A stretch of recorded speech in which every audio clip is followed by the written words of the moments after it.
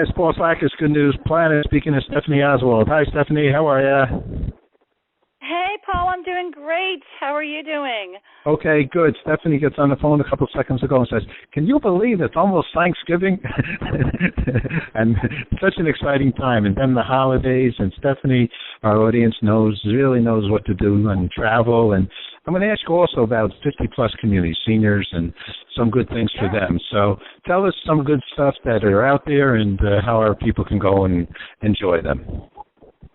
Well, I'll tell you what, Paul, with Thanksgiving right around the corner, this is the perfect time to talk about holiday traditions and travels. And I think one of the best things that happens during this season is these wonderful tree lightings. You know, all these is that you can find an amazing tree lighting probably within driving distance wherever you are.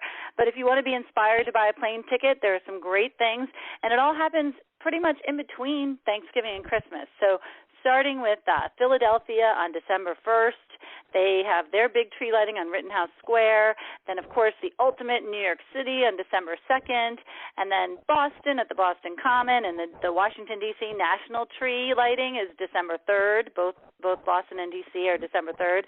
A little bit further down the coast, if you want to do white sand instead of white snow, December 13th, the city of Myrtle Beach has their tree lighting, and there's a free festival to go along with that. And all of these events, I mean, it's so fun to see the trees get lit up, and it's just so beautiful. And I think those types of traditions those are the types of memories that your kids are going to remember forever. And even if there's no kids involved, it can be romantic, and it can be just a great getaway for anybody. I couldn't agree with you more, Stephanie. I'm just going to throw in here for a second because one time in my backyard, the Rockefeller family owned the land, and they donated it to the town of Tarrytown. And the school was back there, and in the woods was a little seedling that I did dig up in the backyard, in the school property back there, and I planted it in my parents' house. This is a true story. This tree grew and grew. Okay, we moved it from one place. It grew. It was about, when we sold my mother's house, it was about 30 feet, 40 feet. My dream was to make it the Rockefeller tree. Oh, my God. This is really, it's like an emotional thing. But what happened, it grew so big that it ruined the foundation in the house where I grew up, and they had to tear it down, and they cut it down, and it didn't become the tree. But it is such a, just what you're saying. It's such a, I don't know, it's a feeling of warmth. It's a feeling of love this time, isn't it?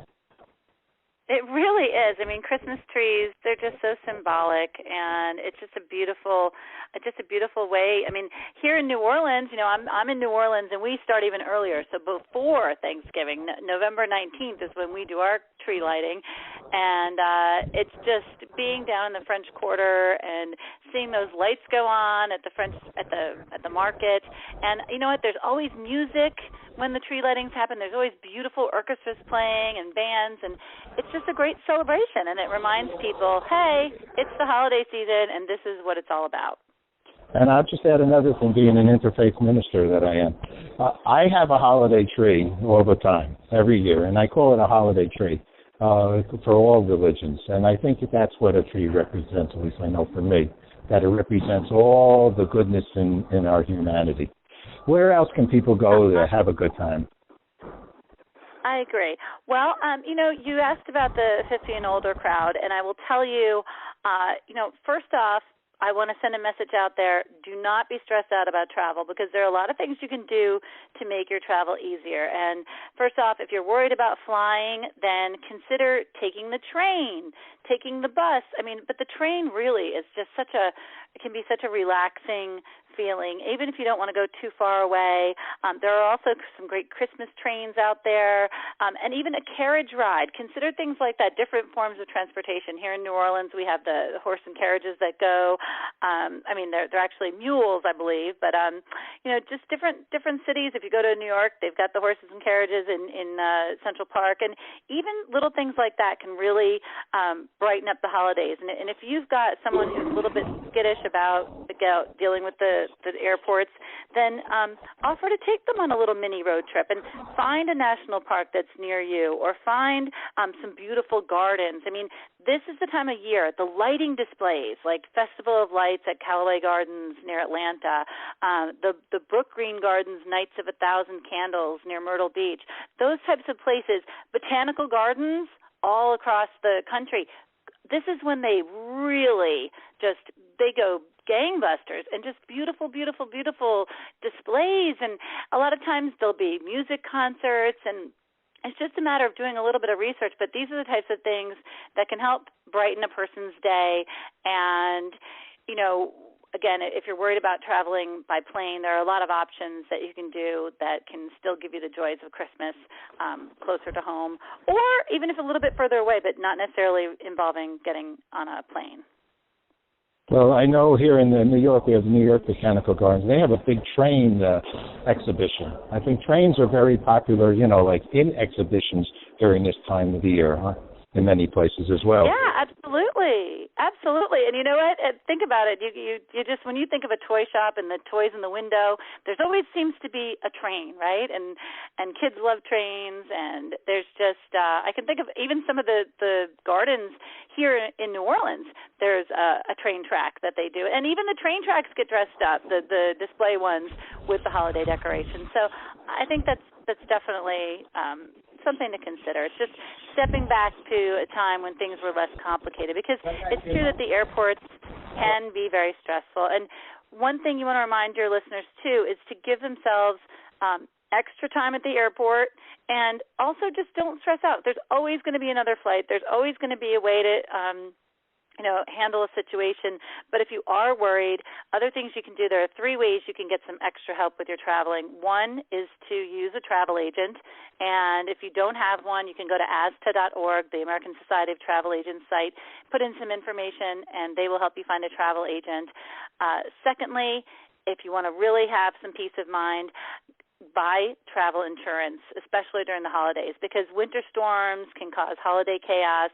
And you know what? We don't want to think about those medical emergencies or things that might cause a problem, but if you have travel insurance, like TravelGuard's insurance, TravelGuard.com is a great place to go for more information. But that can be a holiday lifesaver. And something else that you might not know, Paul, is that they also have concierge services that come with the travel insurance. So that's something, again, if you have a problem, having a phone number, whether it's a travel agent or travel insurance, that can really be a big help.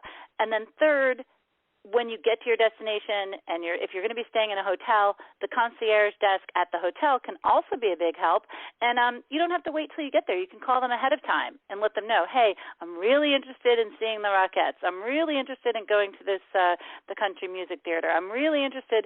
And then they can kind of be on the lookout for tickets, or you might just ask them for ideas. Like, hey, I'm bringing my 80-year-old father with me, and I need to know a place that's going to be ADA accessible and has this type of food. They can help you with all that. Oh, Stephanie, you always have such important information. All right, the last question, this is a little bit different because, you know, I've asked you what's good news for you, but this time I'm going to ask you, what's good news for seniors in the travel world? Well, I would say good news is reunions, and do it. If you have any hesitation, don't be afraid to ask for help, and you'll never regret taking that trip. I think I hear all the time about people saying, well, I've got this long bucket list. Well, there's no better time than the present. So good news for them is to say, to be positive and go. You've got freedom. Good news is freedom. If you're in you're already retired or close to it and you've got the freedom to travel, take advantage of that, because again, this mini shoulder season between Thanksgiving and Christmas, there are some fantastic deals out there to be had. And if you are in that older group that maybe you're an empty nester or you just have flexibility and you're still feeling good, get out there and travel, because you're going to get the best deals. Stephanie, you always have very great, wise information. Thanks so much. Happy holiday season to you. Thanks. You too, Paul. Take care. I hope we talk again. Take care. Bye-bye.